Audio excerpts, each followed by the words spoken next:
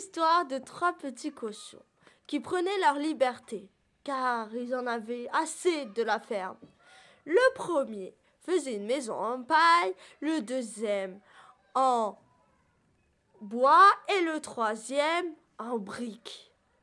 C'était un portugais, un maçon portugais. Mais le loup l'observa de loin. Mais qu'est-ce qu'ils font ces petits cochons en dehors de la ferme?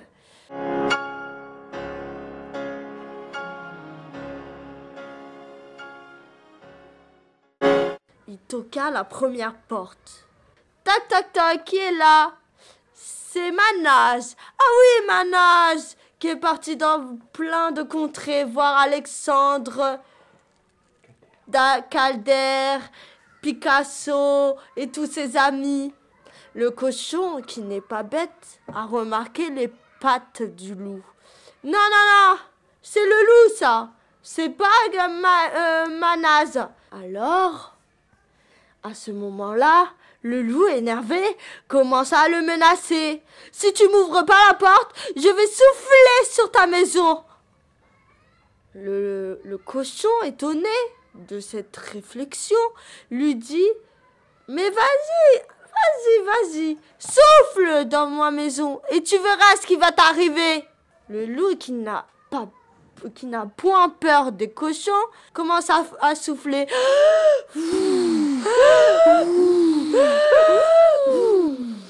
Et toute la maison s'envola. Le cochon, étonné que la maison n'est pas tenue, s'en alla en courant. Courez. Ah non, mais comment il a fait?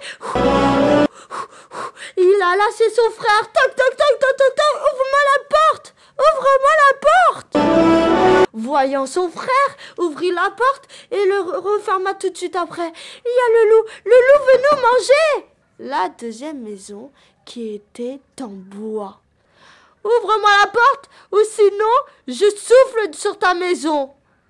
Alors, le cochon, qui était sûr de sa maison: mais vas-y, souffle sur ma maison, souffle, essaye, et tu verras ce qui va t'arriver. N'y croyez pas du tout. Alors il souffla.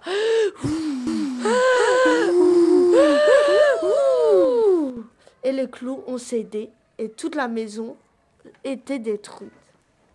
Alors, en voyant ça, les loups commençaient à courir après le cochon. Les cochons courent. Oh là là, mais je t'ai dit qu'il veut nous manger. Mais non. Il courut jusqu'à la troisième maison. La troisième maison, qui était en briques. Alors, c'était tellement solide que même les tremblements de terre ne pouvaient pas l'abattre. Il alla rentrer, il toqua à la porte, vite. Ouvre-nous la porte. Vite, le loup nous poursuit. Il ouvrit la porte et referma tout de suite. Il dit: mais qu'est-ce qui se passe? Mais quel loup? De quoi vous parlez?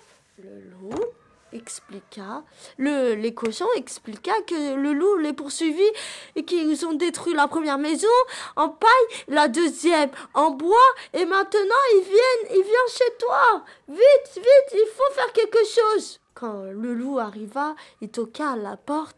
Toc, qui est là? C'est le loup, comme depuis tout à l'heure. Le loup? Mais qu'est-ce que tu veux, le loup? Le loup voulait les manger, mais il n'osa pas le dire. Il savait très bien, il le savait que c'était pour les manger. Alors, je vais compter jusqu'à 3. Je vais souffler tellement fort que votre maison va s'envoler. Et là, vous n'aurez plus aucun endroit pour vous cacher. Et je vous mangerai tout cru. Alors, il souffla. Il souffla tellement qu'il ait eu mal à la tête. Mais il se passait rien. Il se passait rien du tout. Oh là là, mais comment je vais faire, dit le loup. Ce n'est pas possible, mais j'ai tellement faim, je veux les manger. Déjà que je me suis fait avoir par une enfant, après les 7 chevrons. Non, j'ai trop faim. Alors, il a eu une idée. Il a vu la cheminée. Une cheminée. Si je faisais comme le Père Noël, je passe par la cheminée.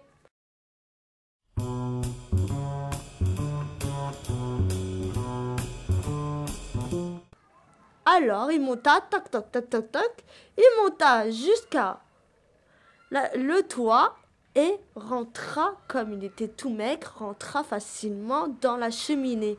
Mais les petits cochons étaient trop malins. Si vous vous rappelez les enfants, il a allumé un feu. Ouh là là, il s'est brûlé.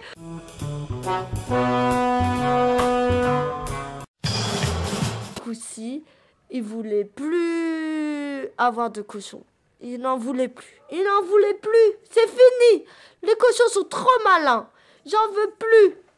Et là, c'est là qu'il voit gambader une petite fille habillée tout en rouge, qui s'appelait